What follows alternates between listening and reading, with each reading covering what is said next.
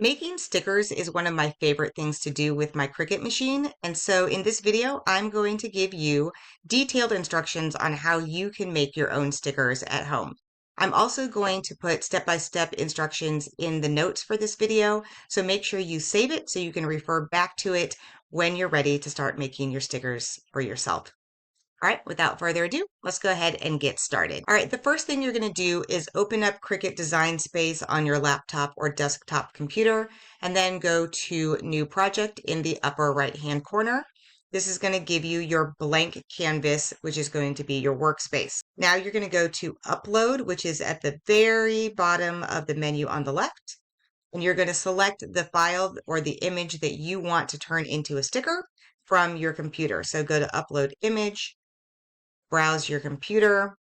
Once you find the image that you want to make into a sticker, you're going to click on that to upload it into Design Space. So just click Continue at the bottom and then Apply and Continue. And then for stickers, we're going to use Flat Graphic and then Continue again. Now, if your image does not have the background removed already, you can do that from Design Space. You can edit out the background by selecting just the areas that you want to remove. But I find it much easier to go ahead and use a background remover to remove the background before I upload my image into Design Space. If you don't have an image that has the background removed already, you can use a free website. It's remove.bg. And on that website, you can remove the background from your images so they're ready to go when you upload into Design Space. So when you're ready with your image, go ahead and click Upload at the bottom right, and it's going to add it to your canvas. Once your image is on your canvas, really you are ready to go. If you want, you can resize your sticker. Now, they do have a beta version of Cricut Access that will let you create a sticker by clicking on this link right here. However, I don't have Cricut Access and I don't want to do a free trial and I don't want to deal with a beta version of anything. And it's really just as simple to go to Offset.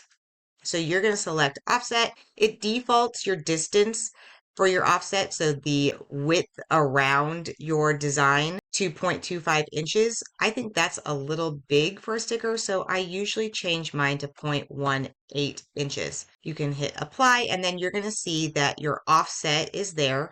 It's that area around your image that makes it look like a sticker. Now, if you're looking at my image, you're going to see this little white sliver in the black offset. That is an area that the offset didn't cover.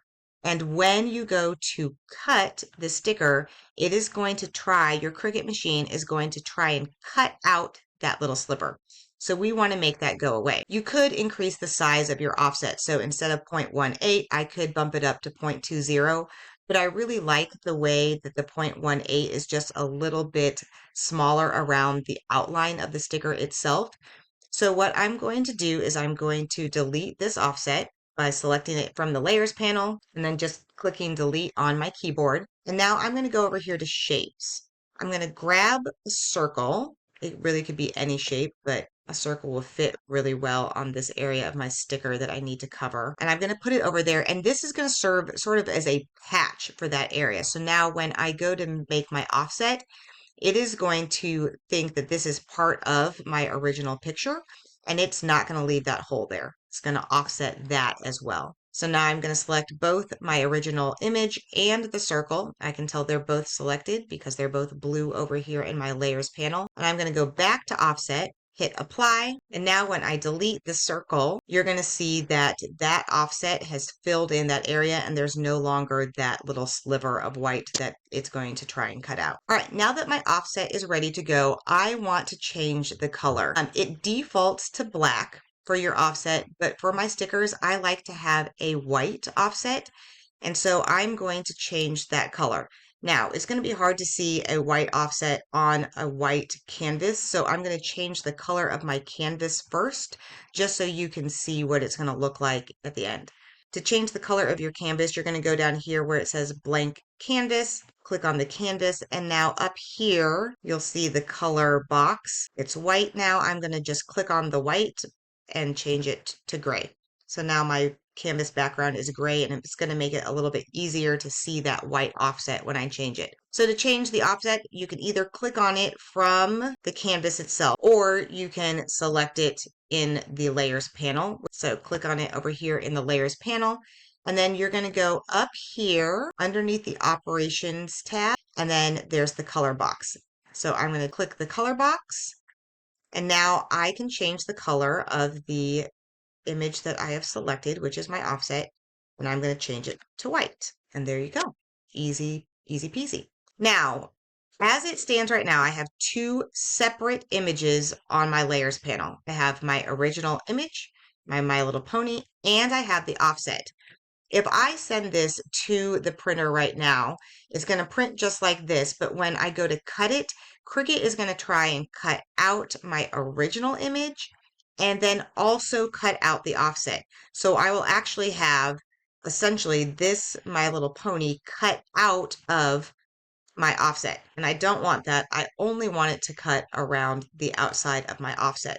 So what I'm going to do is I'm going to select both my image and the offset, and I am going to flatten it. By flattening it, I am pressing my original picture into the offset.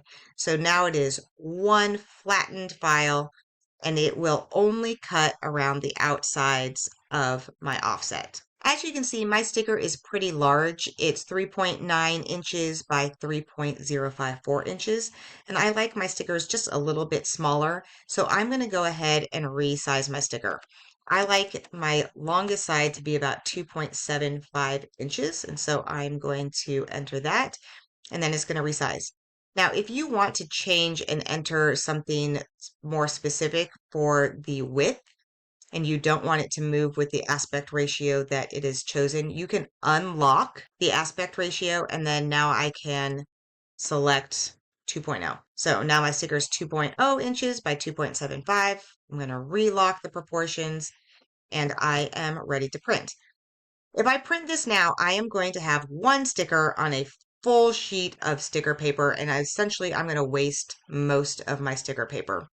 So what you can do is you can either duplicate your image, so you get multiple images and you can put that on your sticker sheet, or I could go back and I could upload other images and make stickers out of those too, and then have one full sticker sheet of all sorts of different types of stickers. It's really whatever you would like to do. It is important to note though that Cricut is only going to let you print an area that is 9.25 inches by 6.75 inches maximum.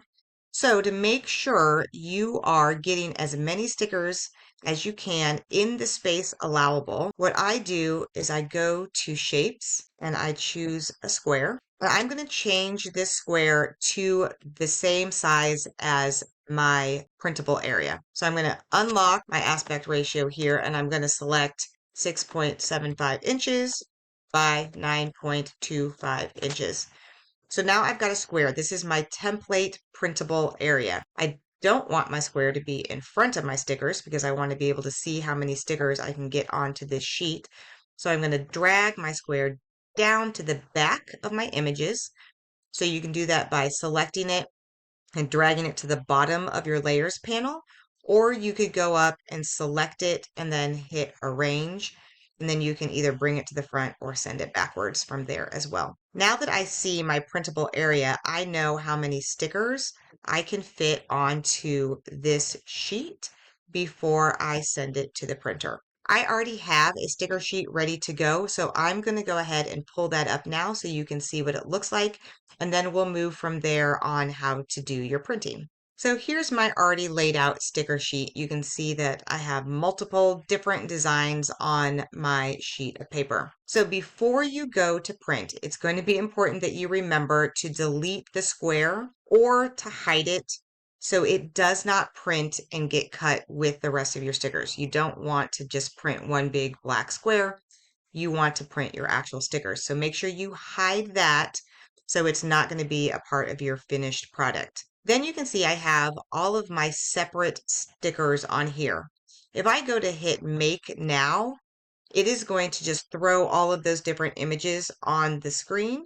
However, it will fit best. But if you really want it to be laid out the way you had it on your sticker sheet, what you're going to do is you're going to select all of these. And you can see that they're all selected because they're all blue here. And you're going to click Attach at the bottom. And now when I go to hit Make, you're going to see that they have stayed in those same positions on my sticker sheet. It really doesn't matter too much, except for in certain instances, Cricut will move some of your images to another sheet if you don't have them attached. So I always go ahead and lay it out and then attach mine so I know that that's all going to be on the page the way that I want it. Once you have looked over your design preview, go ahead and hit continue, and then you're going to hit send to printer. Once your printer pops up, you're going to make sure that the bleed is turned off. And I use the system dialog because I can change some of the settings in there to make my stickers print a little bit higher quality. So click use system dialog and then print, and it's going to open up a separate dialog box for your specific printer. Now I can click preferences, and now the two things I change are my paper type. I go from plain paper to other matte inkjet papers because that is the kind of sticker paper I use. It's a matte sticker paper. And then I change my print quality to best. Now I'm ready to print, so I'll hit OK. And then I will just click print from my dialog box there, and it will send it to my printer. It is important to note that you must have an inkjet printer for stickers. You cannot use a laser printer, so make sure that you have an inkjet printer for your sticker projects.